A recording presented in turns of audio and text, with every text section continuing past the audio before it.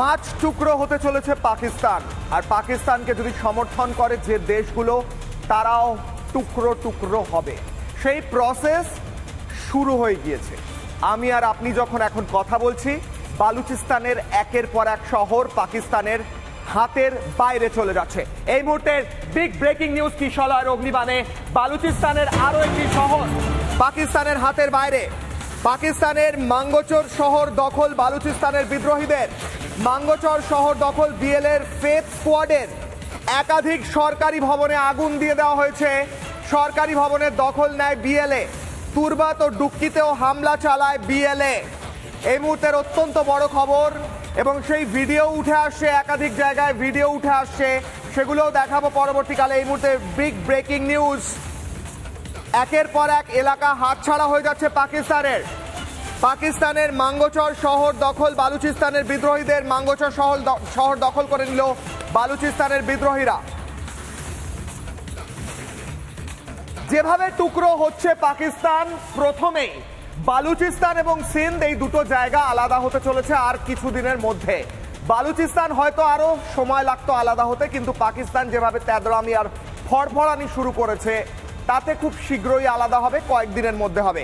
এই মুহূর্তে দ্রুত একবার ম্যাপের মাধ্যমে দেখাবো বালুচিস্তান এবং সিন্ধ পাকিস্তান থেকে কিভাবে আলাদা হতে চলেছে। বাংলাদেশের বন্ধুরাও দেখে নিক।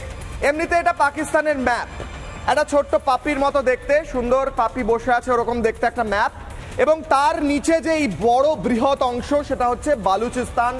যে বালুচিস্তান একদম শুরুর থেকে পাকিস্তানের সঙ্গে থাকতে চায়নি।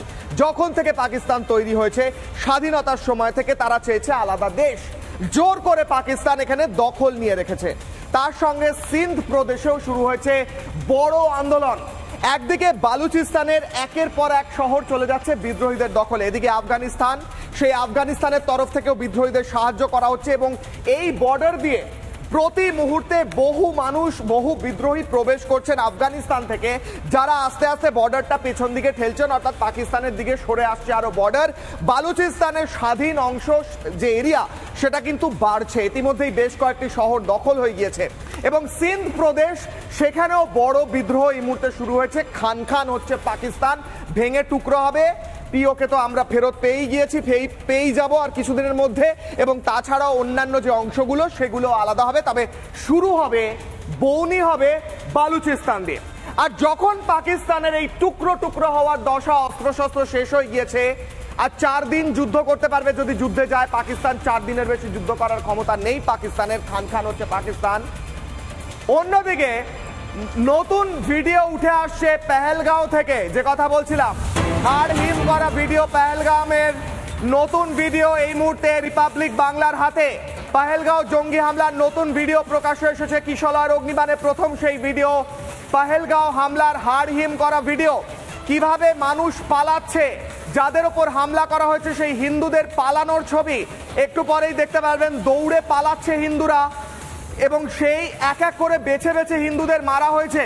এরা পেহেলগামে, এই দেখুন এক একটা গাড়ি যাচ্ছে, এবং এই পেহেলগাঁও থেকে এক এক করে নেমে আসছে যারা অ্যাটাক হয়েছে, এই পালাচ্ছে হিন্দুরা, পালাচ্ছেন পেহেলগাঁও থেকে, কারণ সেখানে গুলি চালাচ্ছে সন্ত্রাসবাদীরা, বেছে বেছে হিন্দুদের খুন করছে।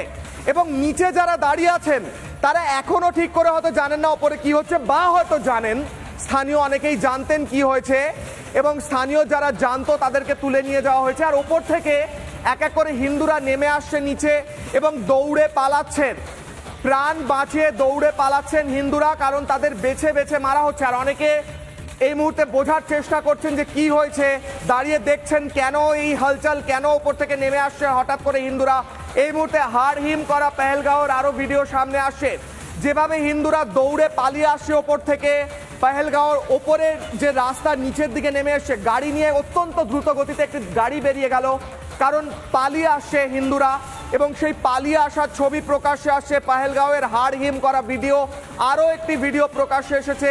ওপর থেকে নেমে আসছেন হিন্দুরা, দ্রুত গতিতে গাড়ি নেমে আসছে, এবং তার সঙ্গে সঙ্গে নেমে আসছেন, পালিয়ে যাচ্ছেন হিন্দুরা।